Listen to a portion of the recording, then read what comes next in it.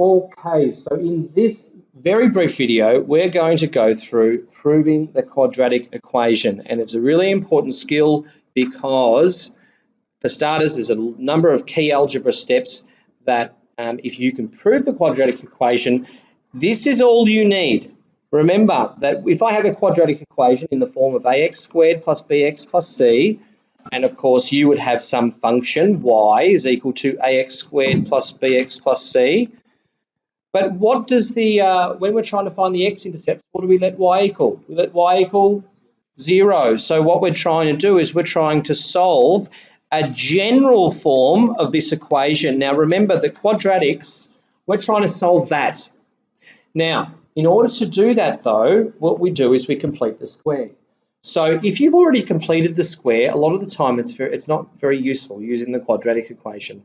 But generally speaking as well, if you can factorize, it's also a bit of a waste of time, isn't it? So this is for when we've got an irreducible, we can't factorize, and I guess in this case, let's see and actually prove where this comes from.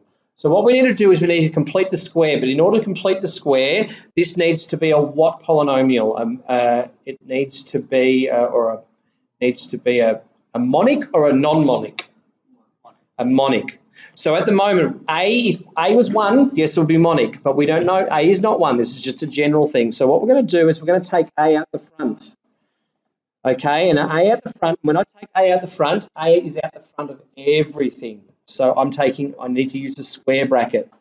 Now, what we have is that we have x squared, and then what would this expression here be? Bx, so I've got an A out the front, bx over a. If I was to expand that out, that's going to be, yes, so it's going to be bx over a. Okay, that's to get the exact same result. And then what's the last expression going to be? The constant plus c over a. Okay, now that's what we're doing. What we're doing is we've taken a out. Now we've become this non-monic, possibly non-monic polynomial, quadratic, into becoming a monic one. Now, because we've taken a out the front and we've got a 0 on the other side, what happens to the a? We can just divide by both sides by a. So what we're left with is 0 is equal to x squared plus bx on a plus c on a.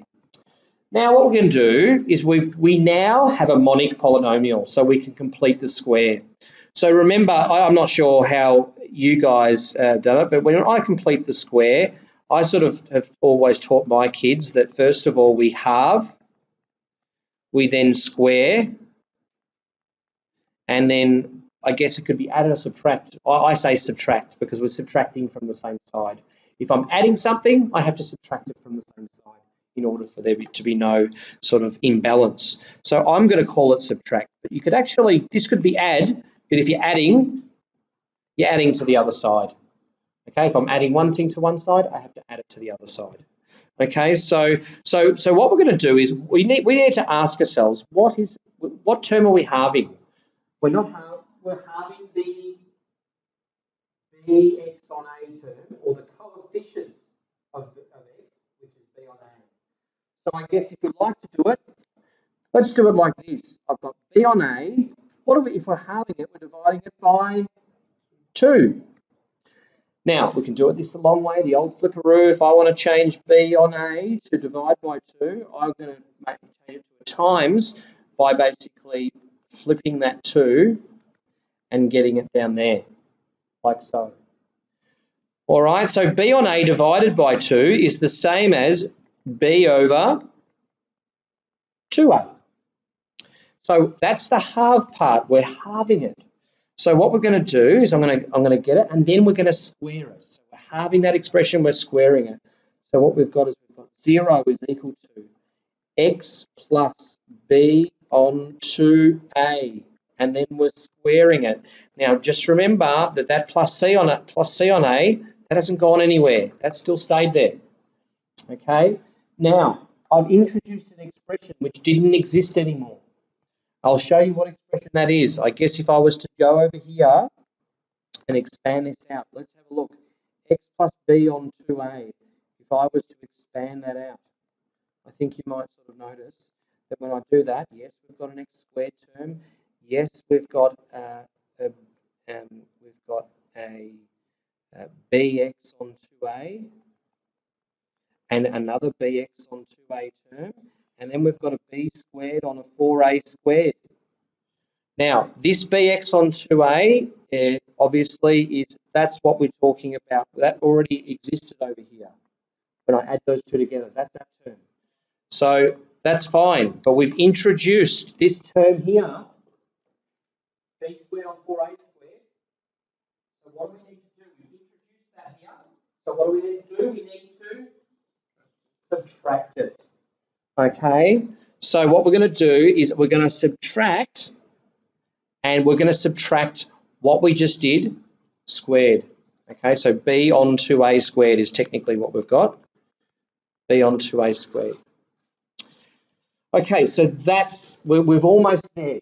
What we're going to do is we're going to solve for x. Okay, so what we've got to do then is we've got to rearrange this a little bit. So to make our life a little bit easier, first of all, I'm going to rub this out.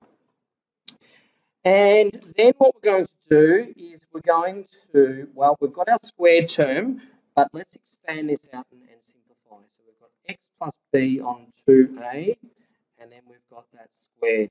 We've got minus b squared on 2a times 2a is 4a squared, and then we've got plus c on a.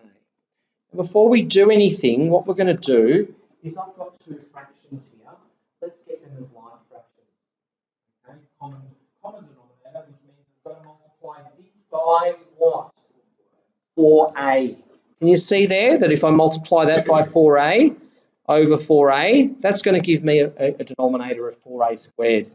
So let's do that. We won't skip any steps here. We've got x plus b on 2a squared minus b squared over 4a squared, and then we've got plus 4ac over 4a squared. Whew. Okay. There's a number of things you could do. You could get both of those fractions on the other side if you wanted to. You could combine them now if you wanted to. It's really up to you. Let's do that though. Let's get, I've got on the right, so I've got 0 is equal to x plus b on 2a squared. And then what I'm going to do is I'm going to have just one fraction, which is 4ac minus b squared over 4a squared. Okay, so that's my fraction there. That's where it gets a little bit tricky, to be honest. That's where most students make the mistakes here. They do a sign error around there, and they get lost. So what we want to do is I want to solve for x. So there's no point moving this term here. In actual fact, we want to move the other term because, of course, we want to find x by itself. So what I'm going to do is if I've got a positive here, I'm going to simply subtract that to the other side. So what we're going to do is we've got a negative. Now, we've got to be very careful with the brackets here. All I'm doing is changing that positive, getting it to the other side, making a negative, and I'm going to leave this like so. 4ac minus b squared over 4a squared. And that is equal to x plus b on 2a squared. Now, can you see there, if I expand that negative out and the numerator, we've got negative times negative b squared is positive b squared. So let's simplify that. That's going to be b squared minus 4ac over 4a squared.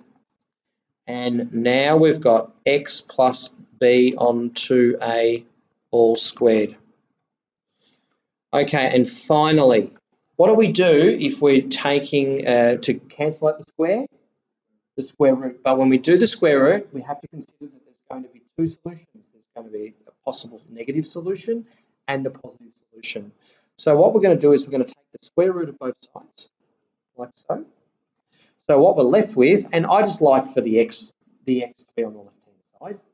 So I'm going to change that again. I've got x plus b on 2a is equal to plus or minus. Now, the square root of b squared minus 4ac, I'm going to split this fraction up because what's the square root of 4a squared? 2a. Okay, so that's on 2a. That's also quite convenient because I've got a plus b on 2a over there. So now I simply, to isolate x, I want to subtract minus or subtract b on 2a from both sides. So what I'm going to do is x is equal to, we've got minus b on 2a plus or minus the square root of b squared minus 4ac over 2a. And as you can see, I can now join those together because they're just the like denominator. So therefore x is equal to minus b plus or minus the square root of b squared minus 4ac all over 2a. And that is the proof of the quadratic equation. And my advice to you is that now that I've shown you how to do it, I'd like you to be able to try today to prove this yourself. From start, you know the steps, and if you're making any steps, sort of errors along the way, it's most likely due to the fact that you might have made some sign errors, some algebra errors that we can obviously iron out over the year. Okay, so thank you. I'm going to stop that now. It'll only take 11 minutes.